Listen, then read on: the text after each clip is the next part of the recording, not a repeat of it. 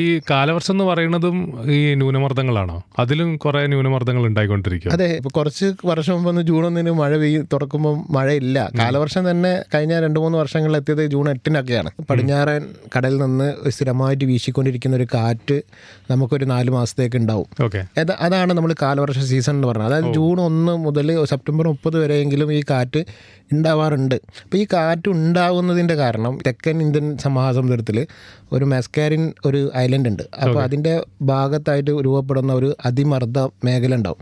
ഈ അതിമർദ്ദ മേഖല ഇത്തവണ നമുക്കൊരു 21-ാം തീയതി മെയ് 21-ാം തീയതി മുതൽ നമുക്കത് ആക്റ്റീവായിട്ട് കാണുന്നുണ്ടായിരുന്നു. അപ്പോൾ മെയ് 21 ആക്റ്റീവായിട്ട് കാണുന്ന സമയത്ത് അവിടെ നിന്നിട്ട് കാറ്റ് തള്ളിവിടും, പുറത്തേക്ക് തള്ളിവിടും.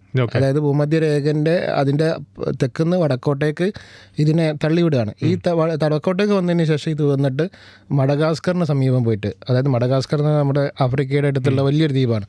അപ്പോൾ മഡഗാസ്കറിൻ്റെ അടുത്ത് പോയിട്ട് ഇത് നേരെ എന്ത് ചെയ്യുന്നു, കാറ്റ് ടേൺ ചെയ്യുന്നു. ഓക്കെ, അങ്ങനെ ആ ഒരു കാറ്റ് ഇങ്ങനെ ഇന്ത്യയുടെ മുകളിൽ മൊത്തം വ്യാപിക്കും. കേരളത്തിലൂടെ ഇന്ത്യയുടെ മൊത്തം ആ ഒരു കാറ്റിൻ്റെ പാറ്റേൺ ഓൾറെഡി അവിടെ ഉണ്ട്. അതിൻ്റെ കൂടെ ന്യൂനമർദ്ദങ്ങൾ ഉണ്ടാകുമ്പം ഇത് ശക്തിപ്പെടും, മഴ കൂടുതലാവും. അതേപോലെ തന്നെ ഈ ട്രഫുകൾ ഉണ്ടാവും. ട്രഫ് എന്ന് പറഞ്ഞിട്ടുണ്ടെങ്കിൽ ന്യൂനമർദ്ദ പാത്തികൾ, അത് ഈ മൺസൂണിൻ്റെ സമയത്ത് സ്ഥിരമായി ഉണ്ടാകുന്നതാണ്. അപ്പോൾ അതിൻ്റെ ഒരു സ്വാധീനമൊക്കെയാണ് നമുക്ക് മഴ ഉണ്ടാക്കുന്നത് പല സമയങ്ങളിലായിട്ട്.